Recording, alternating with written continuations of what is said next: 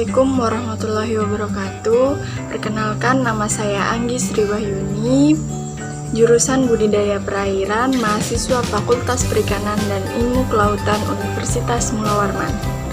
Di sini saya akan merangkum materi yang telah diberikan oleh Ibu Andini Klani SPI MSI dengan mata kuliah Teknologi dan Manajemen Pemberian Pakan.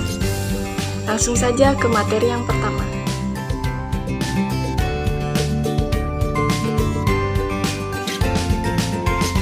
Pakan adalah makanan atau asupan yang diberikan kepada hewan ternak atau peliharaan, yang dimana pakan ini adalah sebagai sumber energi bagi suatu organisme atau hewan yang kita pelihara.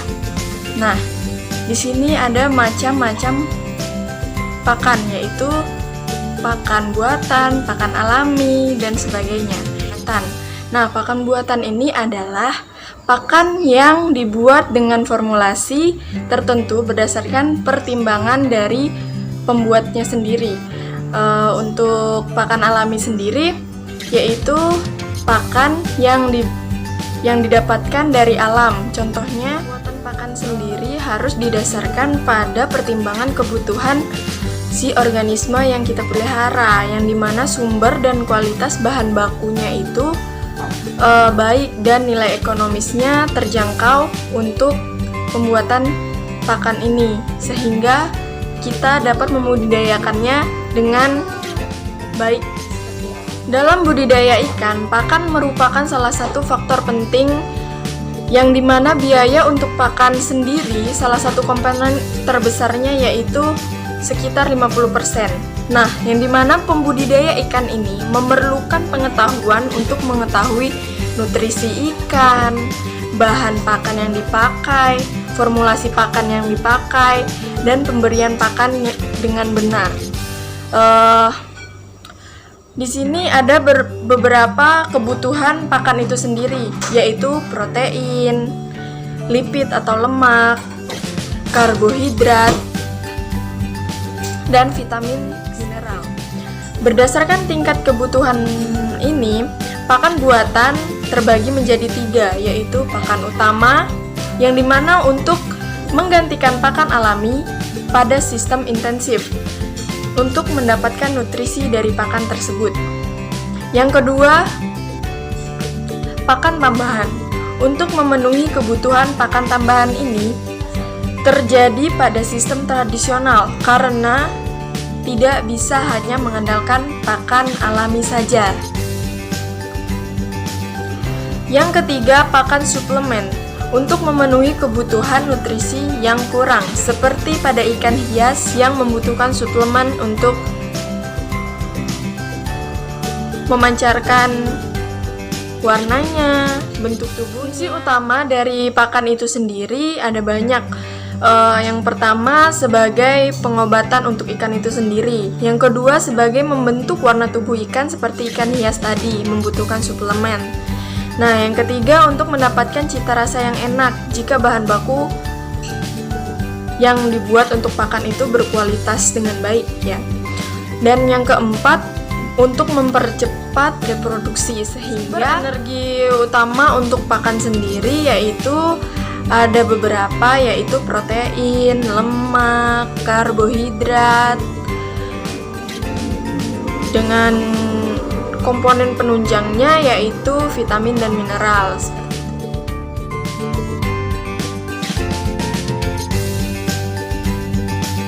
Buatan terdiri dari beberapa macam bahan baku yang diproses sehingga berubah bentuk dari bentuk aslinya. Nah, pemanfaatan pakan ini untuk melangsungkan hidup ikan ini untuk menunjang pertumbuhan ikan dan perkembangan ikan, yang dimana komposisinya terdiri dari protein, lemak, karbohidrat, vitamin, dan mineral. Nah, berdasarkan bahan baku, yaitu ada pakan basah dan pakan kering, yang dimana pakan basah ini adalah pakan dengan kadar air yang tinggi dan biasanya menggunakan bahan baku ikan rucah, yang dimana ikan rucah ini tingkat kerusakannya sangat tinggi, sehingga berpengaruh terhadap kualitas pakan tersebut, yang dimana nutrisinya dapat berkurang jika ikan rucah ini lama diolah, seperti itu. Untuk yang kedua yaitu pakan kering. Pakan kering merupakan pakan yang dengan kadar airnya lebih sedikit dari pakan basah.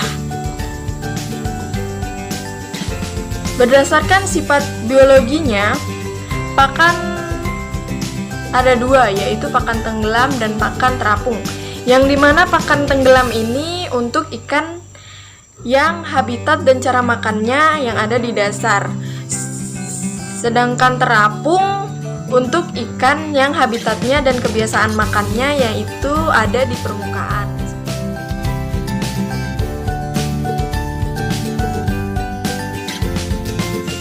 Nah, pembuatan pakan ada yang menggunakan manual, ada yang menggunakan alat bantu seperti komputerisasi. Nah, langkah-langkah pembuatan pakan yang pertama yaitu ada penepungan. Nah, penepungan ini gunanya untuk menepungkan bahan baku dan bahan lainnya agar tercampur sehingga enak disatukannya. Nah, untuk yang kedua pencampuran tiap bahan agar tercampur rata. Nah, yang ketiga yaitu dikukus. Untuk yang keempat yaitu dipeletin. Nah, peletin ini menggunakan alat khusus untuk pembuat pelet seperti itu. Yang kelima yaitu pengeringan. Nah, pengeringan ini difungsikan untuk agar pakan yang dibuat itu tahan lama seperti itu. Nah, untuk yang keenam pengemasan. Nah, pengemasan ini supaya pakannya yang dibuat itu tidak terkontaminasi oleh bakteri, kotoran, dan lain-lain, sehingga pakan dapat berkualitas dengan baik. Untuk uji kualitas pakan buatan itu terdiri dari pengujian fisika, pengujian kimiawi, pengujian biologis, dan pengujian organoleptik. Nah, yang pertama saya akan menjelaskan pengujian fisika. Pengujian fisika ini bertujuan untuk mengetahui stabilitas pelet di dalam air.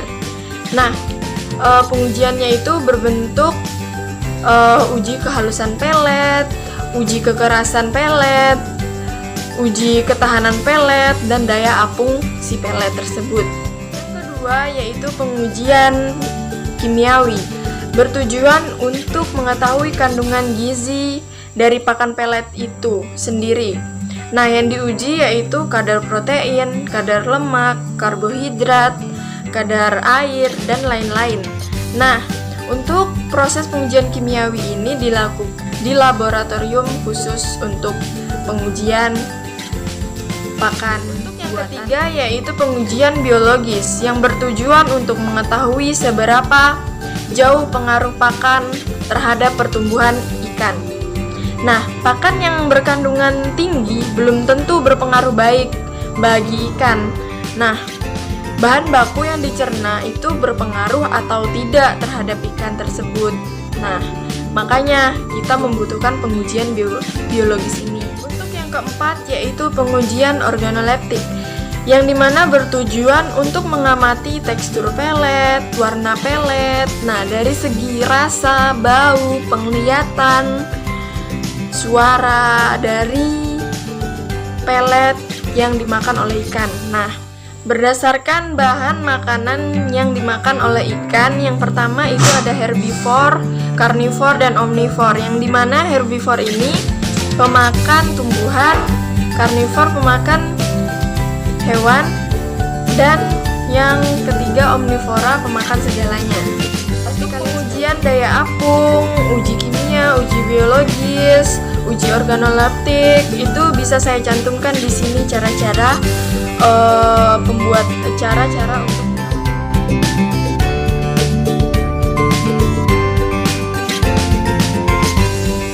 dasar penetapan jadwal pemberian pakan dan dosis pakan ini tergantung pada kondisi alat pencernaan, kemampuan memanfaatkan makanan, dan mutu atau kualitas pakan itu sendiri. Agar metode dan teknik pemberian pakan ini terlaksana dengan baik, pembudidaya harus dapat menetapkan jenis pakan apa yang harus diberikan pada larva yang sesuai dengan ukuran larva. Nah, di sini saya akan memberikan contoh jadwal pemberian larva ikan baronang. Di sini ya. Nah, di sini saya juga akan memberikan contoh jumlah pakan yang diberikan kepada ikan lele dengan berdasarkan umur ikannya ya, di sini. Nah, hal-hal yang harus diperhatikan dalam frekuensi pakan adalah perlu disusunnya berdasarkan pemikiran kita sendiri sebagai tingkat kebutuhan ikan, nafsu ikan, dan menghindari adanya overfeeding. Untuk waktu pemberian pakan itu sendiri, saya mencontohkan kepada ikan lele dengan memperhatikan nafsu makan ikan lele tersebut. Waktu pemberiannya itu pada pagi, siang, sore, dan malam hari bagi hewan yang nokturnal. Nah, ikan lele sendiri kan hewan yang aktif di malam hari, sehingga malam hari itu perlu juga dikasih makan ikan lelenya. Nah, jadwalnya itu dari jam 7 pagi, jam 12 siang, jam 5 sore, dan jam 10 malam. Di sini saya akan menjelaskan cara pemberian pakan. Nah, yang pertama ditaburkan secara merata di sisi kolam. Yang kedua, setiap pergantian jenis atau ukuran pakan yang berbeda dilakukan secara bertahap. Nah, caranya itu pakan lama dicampur dengan pakan pengganti. Nah, tujuannya itu agar ikan dapat beradaptasi terhadap pakan dengan jenis dan ukuran yang berbeda. Nah, adaptasi ini, setiap pergantian ukuran pakan bisa berlangsung lama jika tingkat keragaman ukuran ikan itu di dalam wadah pemeliharaannya itu besar.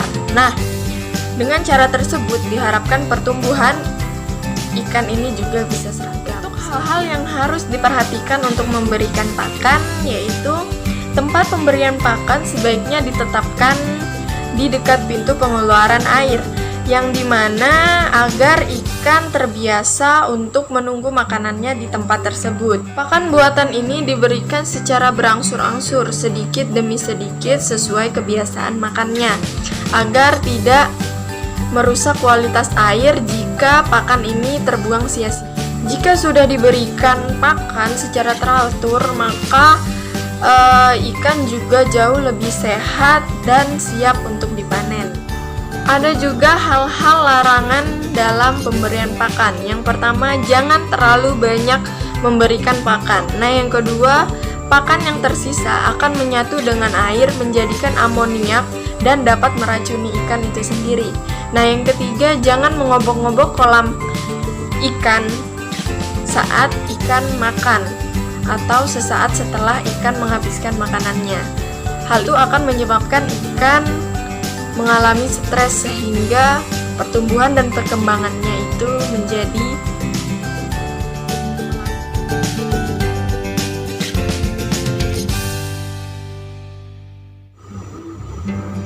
materi yang kelima, yaitu pengemasan dan penyimpanan pakan, yang dimana pengemasan ini merupakan sistem yang terkoordinasi untuk menyiapkan barang menjadi siap untuk ditransportasikan, didistribusikan, dijual, disimpan, dan dipakai.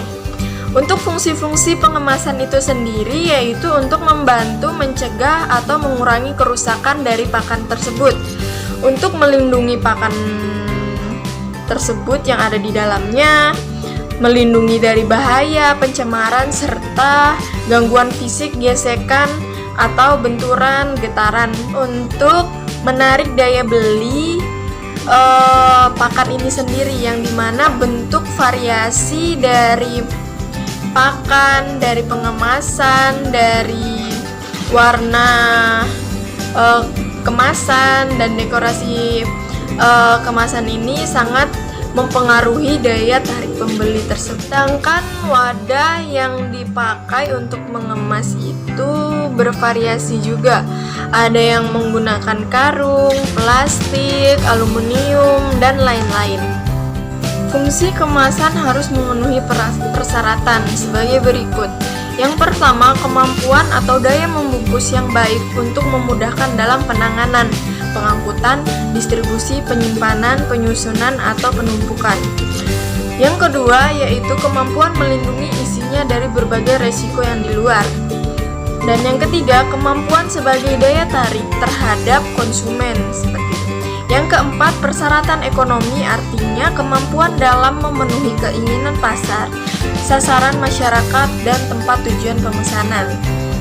Dan yang kelima, yaitu mempunyai ukuran, bentuk, dan bobot yang sesuai dengan norma atau standar yang ada.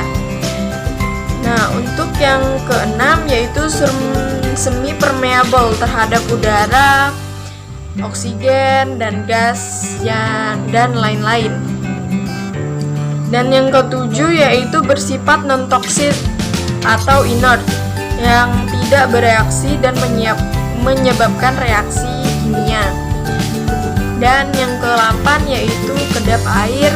Dan yang ke-9, yaitu kuat dan tidak mudah bocor. Dan yang ke-10, yaitu relatif tahan terhadap panas. Dan yang ke-11, yaitu mudah dikerjakan secara massal dan harganya relatif murah. Dan yang ke-12, frekuensi pemakaian kemasan sekali pakai, kemasan yang dapat dipakai berulang kali, kemasan yang tidak dibuang. Untuk sistem kemasan di sini ada 3, yaitu sistem kemasan sekunder, sistem pengemasan sistem primer, sistem pengemasan sistem tersier. Untuk sifat-sifat kemasan di sini ada 3, yaitu kemasan fleksibel, kaku, dan semi kaku. Selain hal-hal yang harus diperhatikan dalam pengemasan, ada juga hal-hal yang harus diperhatikan saat menyimpan pakan tersebut. Yang pertama yaitu kebersihan ruangan, yang kedua yaitu keluar masuk barang atau pakan, dan yang ketiga yaitu ukuran bantalan kayunya yang di bawah itu, dan yang keempat yaitu posisi penumpukan bahan atau pakan itu. Nah, untuk tata cara penyimpanan yang baik, yaitu pertama, proteksi terhadap gangguan hama gudang itu melalui pembersihan, pengeringan, pengendalian fisik ataupun insektisida. Dan yang kedua yaitu usahakan bangunan itu kedap air. Nah, yang ketiga yaitu lokasi itu harus bebas banjir dan wadah sebaiknya tidak dapat dimasuki tikus ataupun burung ataupun hama lainnya. Dan yang kelima yaitu pengecekan pakan harus disimpan secara berkala. Selain itu, kita harus juga memikirkan pemasangan merek atau label sehingga pakan dapat diketahui oleh masyarakat luas dan dapat didistribusikan ke luar daerah seperti itu. Dan juga harus memikirkan distribusi yang baik dan benar secara aturan pemerintah dan pemasaran yang baik juga. Cukup sekian rangkuman yang saya berikan, semoga bermanfaat untuk yang melihat dan membaca. Apabila ada kata dan perbuatan yang tidak berkenan di hati kalian, saya mohon maaf. Sekian dan terima kasih. Assalamualaikum warahmatullahi wabarakatuh.